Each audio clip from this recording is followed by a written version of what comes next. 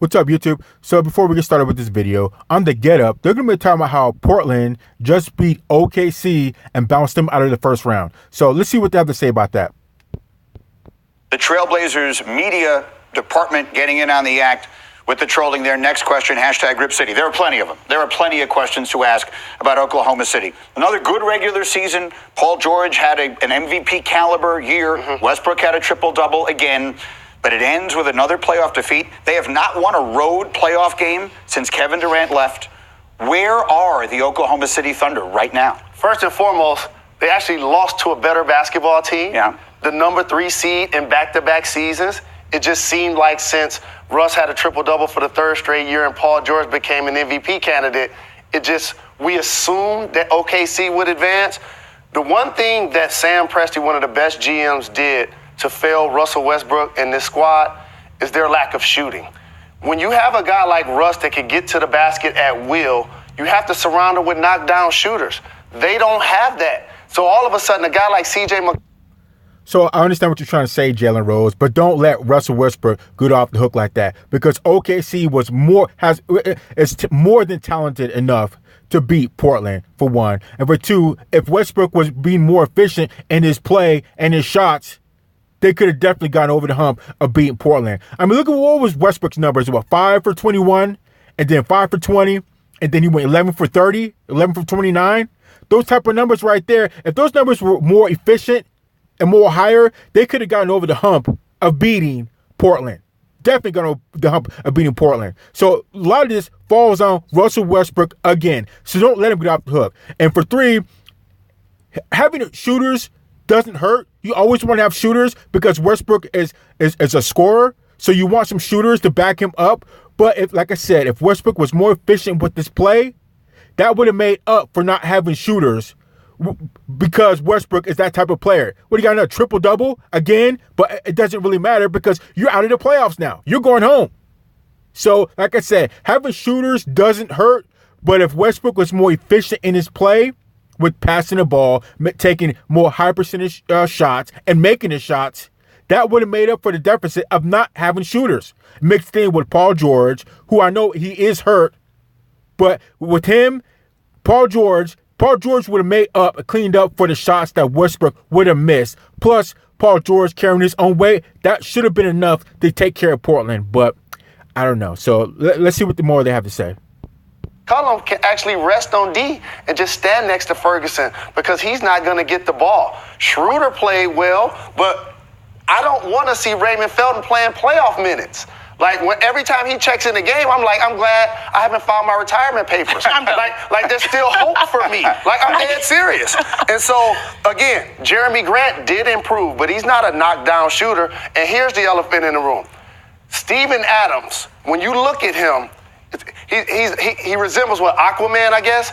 He has a bear of a personality, right? But defensively, he's not good in the pick and roll, and he doesn't block and contest shots at the rim. He was the guy that was putting in all of the action. So I would definitely say that Steven Adams plays his role, but he's so far down the totem pole of people to blame that I wouldn't even really bring him up. So before I start dumping on Westbrook or Paul George, and then would come Steven Adams and the rest of the team. Because like I said, if Russell Westbrook was doing his job and he was doing efficiently, we wouldn't be talking right now about them losing. And Paul George, I know he was hurt and everything goes along with that. If he wasn't hurt, it would have been a different story. And you can also say the same thing about Portland, because Portland had their center break his leg in one of the most worst breaks ever. So, I mean, there's a lot of ifs and ands, but what it really boils down to for OKC and the guy to look at is going to be Westbrook. If he was more efficient with this play, they probably would have won. They would have been able to come over, get over the hump of outscoring Portland. But I don't know. Let's keep going. And again, I don't want to take away anything from Damian Lillard, because Damian Lillard balled. And that was a terrible shot that he took. A terrible last shot that he took. But he took it and he made it. And, I give him all the credit. Now, is that the best shot ever? The most clutch shot? I don't think so. Just for the simple fact that it wasn't do or die. It's a different type of pressure if it's a do or die type shot. So the shot that Damian Lillard took was they were already tied. So if he missed it, oh well, they go into overtime. But if he makes it, they win. So he didn't really have too much to lose. But it's a different type of pressure when it's win or go home type shot. So I don't know. Let's keep going. Dame got going in the first half. So in the end, this group of Thunder, I mean, they've got George and they've got Westbrook. Have they gone as far as they can go? Do they need to add another mix? Do they need to change the coach? What do they need to do? The unfair thing is the fact that health really hindered them, because if Paul George never hurt his shoulder, I think that this series could have been a little bit different. But they ran into the team playing their best basketball in Portland. And So I don't mean to cut off, but you can say the same thing about Portland center. If he wasn't hurt and break his leg in the most terrible fashion ever, it would have been a different story. I know he's a center, but that could have been a different story too. Had an effect, just the same way Paul George had an effect on this series too. So it can go both ways. So let's keep going. To the big three for OKC. Well, their payroll is going to be $97 million. So where are you going to find that shooter? Where are you going to find that shooter that you can really afford to pay? You're not going to find that shooter. What's going to have to happen is Westbrook is going to have to tweak the way he plays, and that can make up for not having a shooter. But Westbrook, he's too hard-headed. He doesn't care enough to change his game. Not because he's a bad teammate or he doesn't listen. It's just the way he's built. But the coach is going to have to sell him on playing a different way. Sit down and watch film with him and pouring out what he should have been doing. You see this shot that you missed? That's a bad shot. You should have kicked the ball out to somebody else so they could have scored, because they had a higher percentage shot to take. And just little things like that you need to sit down and show Westbrook and sell him on it. So he changes the way he plays, or at least tweaks it. So I don't know. Let's keep going.